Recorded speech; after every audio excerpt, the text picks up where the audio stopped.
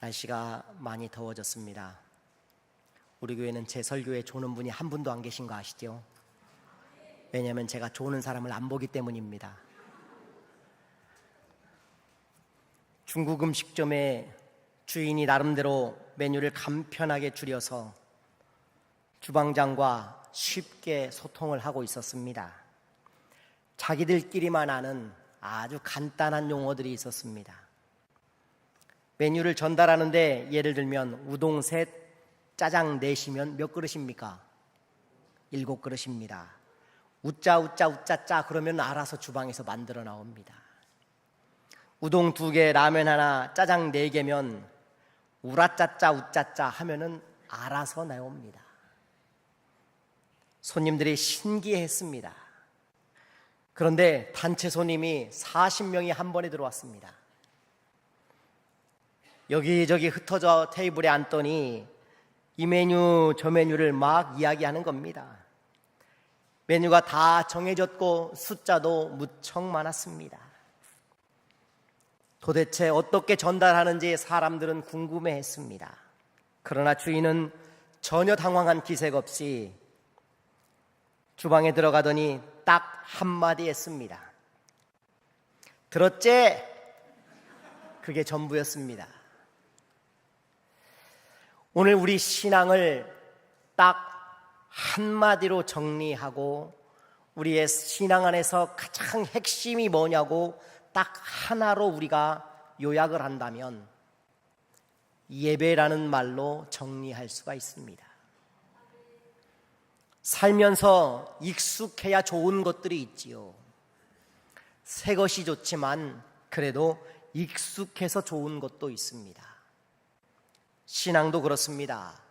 처음 교회 나오면 서먹서먹합니다. 불편함이 많아집니다. 그런데요, 그 서먹서먹함이 놀랍게도 예배를 집중하게 만듭니다. 반면에 익숙함 때문에 예배의 은혜를 못 받기도 합니다. 익숙하다고 해서 잘하는 것은 아니거든요. 그 중에 하나가 예배입니다. 내가 지금 이제는 우리 교회 예배가 익숙해졌다. 수십 년을 믿었으니 그래서 그것이 지금 내가 잘하고 있는 것으로 착각하면 안 된다는 것입니다. 늘 예배는 긴장하고 하나님을 볼 수 있어야 하는 것입니다. 오늘 말씀을 시작하기 전에 족보의 정리가 필요합니다. 먼저 족보를 좀 정리하려고 합니다. 성경에는요, 모든 혈통을 다 적지 않습니다. 어떤 것을 적을까요? 족보에 적는 혈통이 있단 말이에요. 그 구속사의 혈통, 다시 말하면 메시아의 혈통을 적는 것입니다. 성경에 가인과 아벨과 그 다음 아들이 누굽니까? 셋이 나옵니다. 3명의 아들이 있었습니다. 그런데 갑자기 어디서 사람들이 늘어나서 결혼을 했냐고 이런 질문을 상당히 많이 받습니다. 여러분도 궁금하시죠? 별로 안 궁금합니까? 궁금하시죠? 네. 그래서 족보를 좀 정리하고 가야 됩니다. 자, 창세기 5장에 보면요, 3절부터 5절까지 매우 중요한 단서가 나옵니다. 아담은 130세에 자기의 모양 곧 자기의 형상과 같은 아들을 낳아 이름을 셋이라 하였고, 아담은 셋을 낳은 후 800년을 지내며 자녀를 낳았으며 그는 930세를 살고 죽었더라. 자, 물어봅니다. 아담이 셋을 낳았을 때의 나이가 몇입니까? 130살입니다. 그리고 셋을 낳은 후에 몇 년을 애기 낳았다고 말합니까? 800년. 아담이 한 일은 뭔지 아세요? 이 땅에 와서 틈만 나면 애기 낳는 일을 하신 거예요. 생산하는 일, 생육하고 번성하라는 일에 헌신하신 분이 아담이세요. 자, 그럼 그림을 한번 볼까요? 이런 그림이 그려지죠. 저런 그림을 뭐라고 부릅니까? 예? 픽토그램. 화장실 아닙니다. 픽토그램이라고 부르지요. 아담이 하와와 함께 자녀를 낳았는데 우리가 아는 사람은 3명만 알아요. 가인, 아벨, 셋을 낳았단 말입니다. 그런데 유대인의 책에 보면요, 요벨서라는 책이 있습니다. 이 요벨서는 희년서라고도 부릅니다. 이 책에 유대인들만 알고 있는 아담 가족의 이야기를 하고 있습니다. 자, 이 이야기를 말하기 전에 반드시 이 이야기는 믿을 필요는 없습니다. 왜? 성경은 아니기 때문입니다. 그러나 유대인들은 매우 신빙성 있게 받아들이고 있다라는 것입니다. 이 요벨서를 어느 바리새인이 썼는데 BC 106년에 요벨서라는 책을 썼습니다. 여기에 누가 나오느냐? 가인을 낳고 그 후에 아반이라는 아벨과 이란성 쌍둥이를 낳았다는 거예요. 제가 하는 이야기 아닙니다. 이게 근거에 있는 유대인의 보는 문서에는 나온단 말입니다. 이란성 쌍둥이를 아벨이 그러니까 이 책에 의하면 쌍둥이였다. 아반과 함께 쌍둥이였다는 것입니다. 그리고 가인과 아벨이 이때 아반과 싸웠다는 거예요. 아반과 싸운 게 아니라 아반을 놓고 싸웠다는 겁니다. 왜? 서로 차지하겠다는 겁니다. 이 다음 그림을 보여주십시오. 네. 예, 저렇게 이제 아반이 있었습니다. 결국 제사 문제로 아벨이 죽지요. 아벨이 죽고 나서 나온 아들이 누구냐? 성경에는 셋이라는 아들이 나오는데 이 아들은 세 번째 아들은 아닙니다. 여러분 오해하지 마십시오. 130살에 낳은 성경의 이름이 세 번째 등장하는 것이지 그 이전에도 자녀들은 있었단 말입니다. 나중에 이 뒤에 내려가 보면 또 이유가 나와요. 설명하는 이유가 나옵니다. 그런데 셋을 낳고 또 누구를 낳느냐? 아즈라라는 딸이 나옵니다. 이 셋은 아즈라와 결혼을 했다고 전해지고 있습니다. 이미 그 전에 많은 사람들이 있었습니다. 이를 뒷받침하는 내용이 유대인의 주석서인 미드라시라는 책이 있습니다. 이 미드라시라는 책에 의하면 이런 글이 나옵니다. 가인이 말한다. 내가 그녀를 아내로 맡겠다. 이 아내가 누굽니까? 아반을 이야기하는 거예요. 아벨도 말했다. 내가 갖겠다. 가인이 말한다. 내가 맏아들이니 내가 먼저 여자를 취해야 한다. 아벨도 말했다. 아니다. 그는 나와 쌍둥이니 나와 함께 삶이 맞다.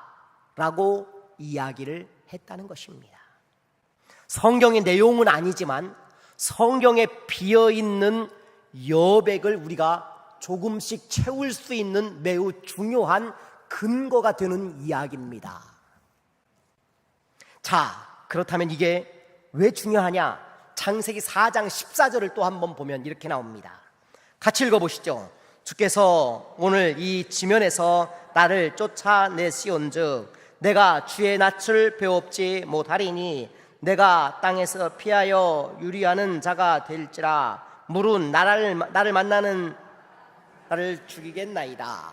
여러분, 가인이 한 이야기예요. 아벨을 죽이고 하나님이 가인을 쫓아내시니까 가인에게 하신 이야기예요. 가인이 하나님께 하신 이야기입니다. 뭐라고 말합니까? 나를 만나는 자마다 나를 죽이겠다. 우리는 사람이 없는 줄 알았네요.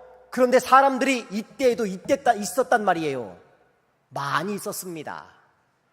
아담의 자녀들이 있었단 말이에요. 이때는 근친혼이 가능했던 때이기 때문에 그때의 수많은 사람들이 이미 존재하고 있었음을 시사하고 있는 본문입니다. 이런 배경을 우리가 조금 이해하고 가면 부족한 본문의 여백들을 채울 수가 있습니다. 이제 본문에 들어가 보면, 그렇다면 가인과 아벨의 제사에 도대체 어떤 차이가 있는지를 함께 우리가 살피며 은혜 받기를 원합니다. 첫째, 이 두 사람은 재물이 달랐습니다. 재물이 달랐어요. 근데 재물 자체가 달랐지만 그 재물에 준비되어 있는 자세도 달랐습니다. 가인이 한 일은 뭡니까? 농사를 지었습니다. 여러분, 가인이 농사를 지었다는 건 굉장히 성경적인 태도입니다. 왜냐하면 창세기 3장 17절부터 19절을 보면, 빨간 글씨만 제가 읽어볼게요. 땅은 너로 말미암아 저주를 받고 너는 내 평생에 수고하여야 그 소산을 먹으리라. 땅이 내게 가시덤불과 엉겅퀴를 낼 것이라.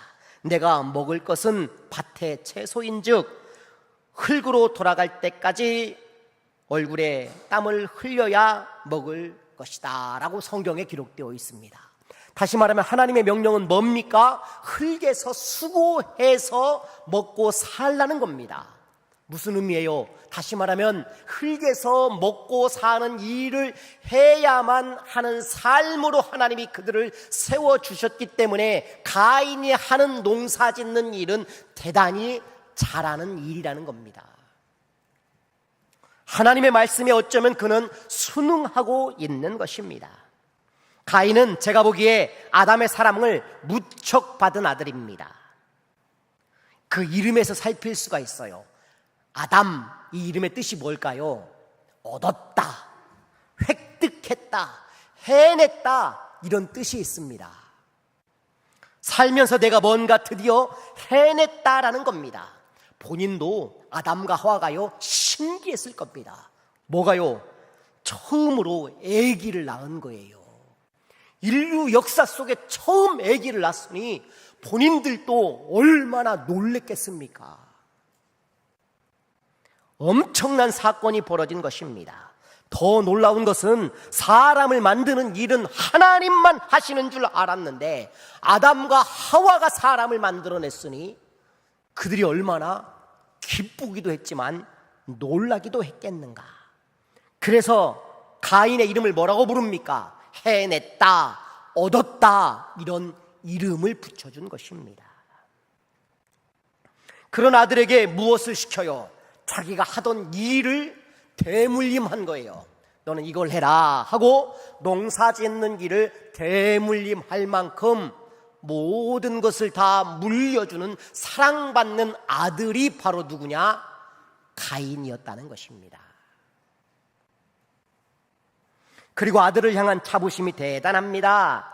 그래서 1절을 한번 보면, 자, 그 이름 붙입니다. 1절 읽습니다. 시작.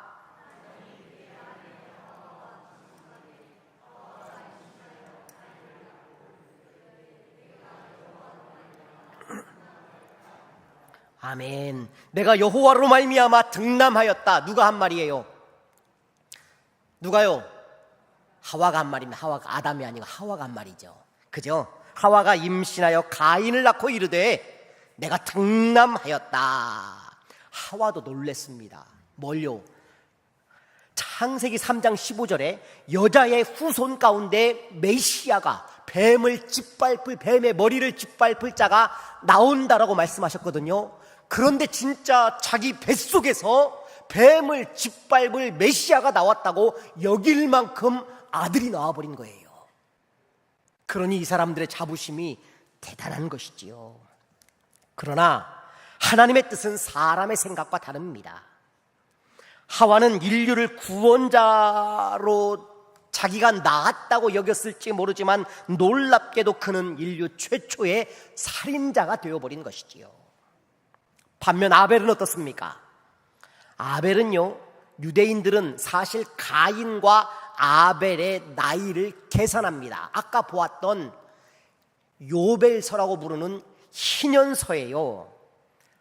7년 안식일을 중심한 주기, 그리고 50년 희년을 중심으로 한 희년의 계산법, 이 두 가지를 가지고 성경의 모든 사건들을 유대인들은 해결하는 경향이 있는데, 그들의 계산법에 의하면 오늘 제사를 드릴 때 이때의 가인의 나이는 35세로 보고 있습니다. 그리고 아벨의 나이는 약 28세로 보고 있습니다. 7년의 차이가 있다라는 것입니다. 물론 믿으실 필요는 없습니다. 그들이 그렇게 보고 있다는 것입니다. 그런데 어쨌건 두 번째 아들을 낳았는데, 아벨, 이런 이름을 지어줬는데, 이 아벨이라는 이름의 뜻이 중요해요. 허무하다예요. 허무하다. 어떻게 이런 이름을 지을 수 있습니까? 여러분, 자식을 낳았는데 진허무 이렇게 지었다고 생각해 보세요.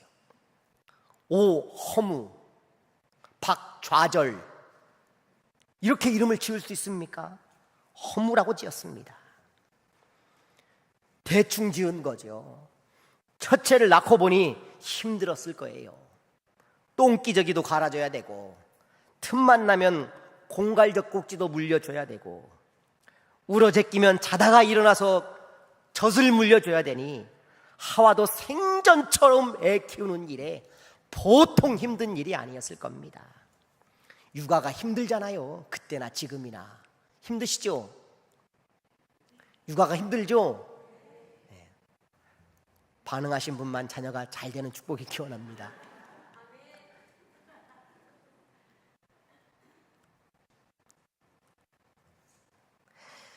얼마나 고생을 했는지 이해가 돼요. 그래서 아들을 두 번째 낳았는데 그냥 쉽게 져버린 거예요. 별거 없더라. 그냥 허무 아벨이라고 친 겁니다. 야, 허무야, 밥 먹어라.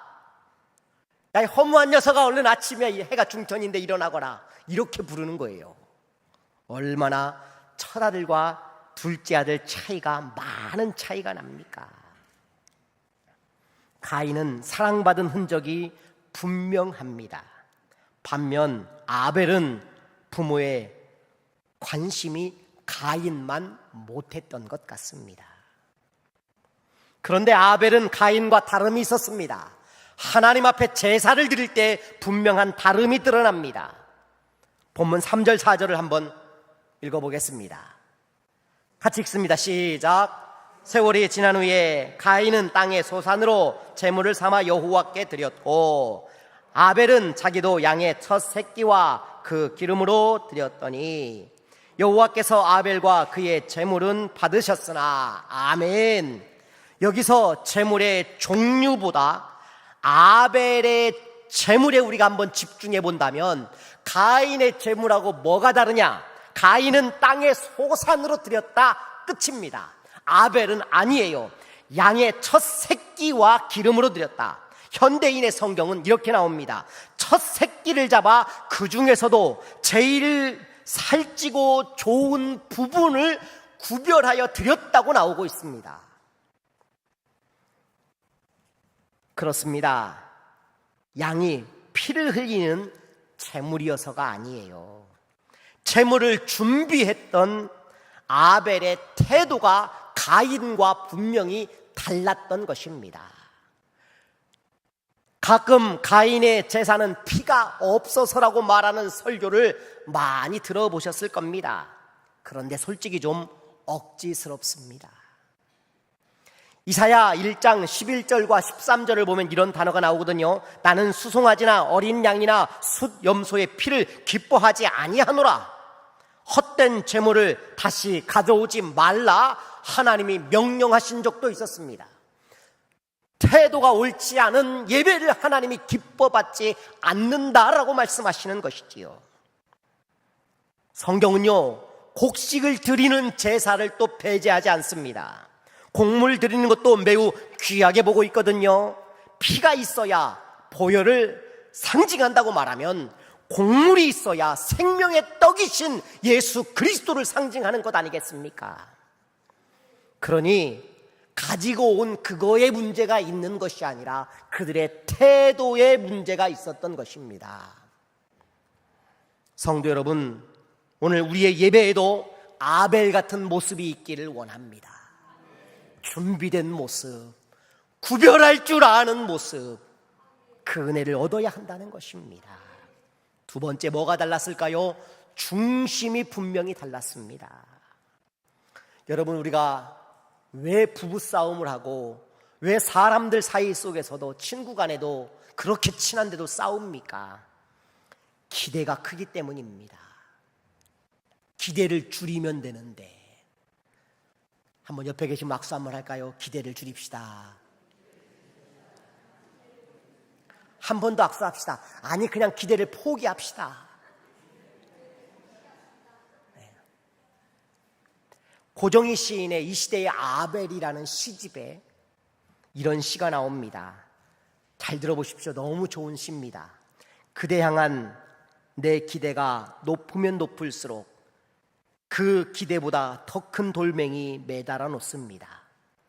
부질없이 내 기대가 그대보다 높아서는 안 되기 때문입니다. 내 기대의 높이가 자라는 쪽으로 커다란 돌멩이 매달아 놓습니다. 그대를 기대와 바꾸지 않기 위해서, 기대 따라 행여 그대를 잃지 않기 위해서. 얼마나 멋있는 표현입니까? 기대보다 그대가 중요하다는 것입니다. 상대에 대한 기대가 크면 정말 소중한 그대를 잃어버릴 수 있다는 것입니다. 기대는 내 욕망입니다. 내가 그대의 기대가 되려는 노력만 하면 되는 것입니다. 설령 나는 노력을 했는데 돌아오지 않아도 괜찮은 겁니다. 왜요? 처음부터 그대가 좋아서 만난 사람이라면 거래 따위는 필요하지 않기 때문입니다. 묘하죠? 결혼 전에는 나와 달라서 정말 이상적인 사람이라고 표현했는데 살아보니 나와 너무 달라서 이상한 사람이라고 이야기합니다. 결혼 전에 그리고 신혼 때는요, 여자들이 좋아하는 것을 선물합니다. 여자들이 뭐 좋아합니까? 여자들은 동그란 거 좋아합니다. 큰 거 좋아하지 않아요? 아주 작은 거, 그죠? 다이아 이런 거. 동그란 거, 반지 좋아해요. 반지를 사줬더니 너무 작다는 거예요. 더 큰 팔찌를 사달라는 겁니다. 팔찌도 하나 사줬습니다. 그랬더니 그것도 작다는 거예요. 뭘 사줍니까? 요만한 목걸이를 또 사줍니다. 여자들은요, 동그란 거 좋아해요. 그런데 그렇게 10년을 살아보십시오. 10년이 지나면 선물을 뭘 주는지 아십니까? 더 동그란 훌라후프를 사줍니다. 왜 이렇게 변할까요? 그대가 안 보이고 기대가 보이기 때문입니다. 그러나 기대보다 그대여야 합니다. 한번 옆에 계신 분 악수 한번 할까요? 당신이 소중합니다.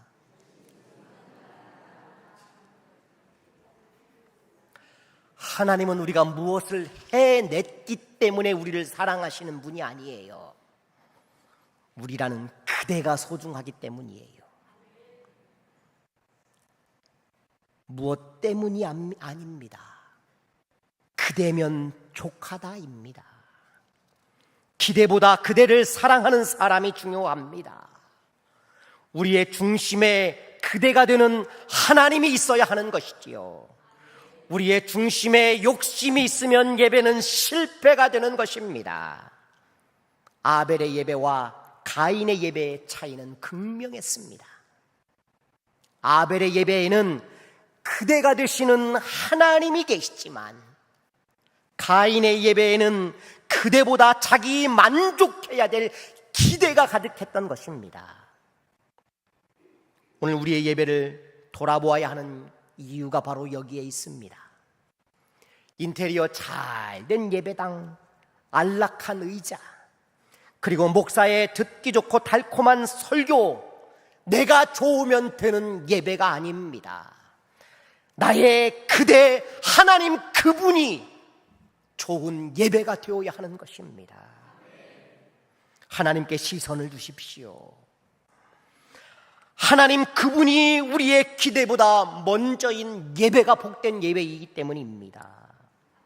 본문 7절을 한번 보시겠습니다. 같이 읽겠습니다. 시작.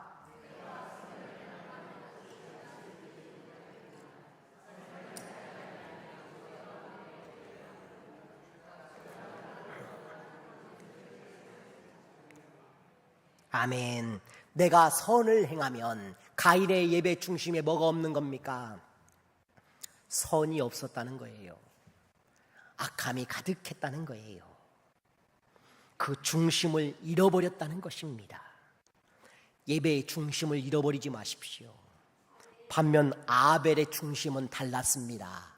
뭐가 있었습니까? 히브리서 11장 4절에 이렇게 말하지요. 믿음으로 아벨은 가인보다 더 나은 제사를 하나님께 드렸다라는 것입니다. 할렐루야. 그렇습니다. 그 중심에 믿음이 있다고 성경은 평가하고 있는 것입니다. 산을 옮길 만한 믿음을 원하십니까? 마음이 먼저 옮겨져야 합니다.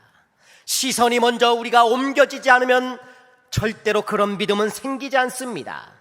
안 되는 이유만 보고 불평하고 왜 변하지 않느냐고 말하지 말고 변화는 나에게서 먼저 일어나야 하는 것입니다.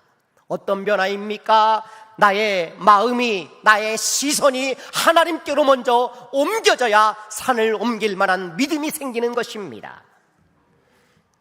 우리의 삶의 기적, 산을 옮길 수 있는 것, 그것은 우리의 시선을 바꿀 때 일어나는 것입니다.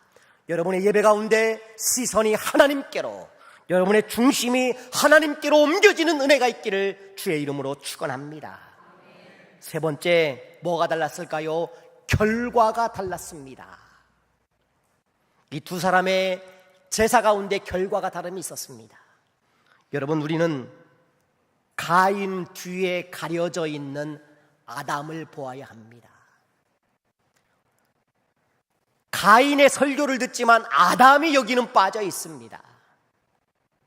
그런데 아담은요, 그토록 사랑을 다 혼신의 힘을 쏟아 부어준 아들임에도 불구하고 좋은 이름도 지어주고 대를 물려 자기 가업을 잊게 하고 애지중지 아꼈지만 놀랍게도 그는 하나님을 알지 못했던 것입니다. 예배의 실패자를 만들어버린 것입니다. 그저 성공의 길을 걷기를 바라는 부모의 모습이 전부였던 것이지요. 오늘을 사는 우리의 자화상이 여러분 겹쳐지지 않습니까? 성격이 뭐 중요해? 인성 따위 그렇게 중요하지 않단다. 심지어 너 너무 열심히 믿는 거 아니야? 적당히 해라. 우선 좋은 대학이 먼저란다. 직장에 목숨 걸어야 해. 이렇게 말하고 있는 우리의 모습은 아닐까요? 가인도 그랬던 것 같습니다. 하나님, 저는 인류를 구원할 여자의 후손입니다. 하나님, 어쩌면 제가 이 땅에 히어로로 태어난 것 같아요. 그러나 살인으로 인류 최초의 무너진 삶을 살아가는 가인의 배후에 이 아담의 성공주의가 있었던 것입니다. 우리가 경계해야 합니다. 가인의 예배의 결과가 무엇입니까? 6절 한번 읽어보시죠. 같이 읽습니다. 시작.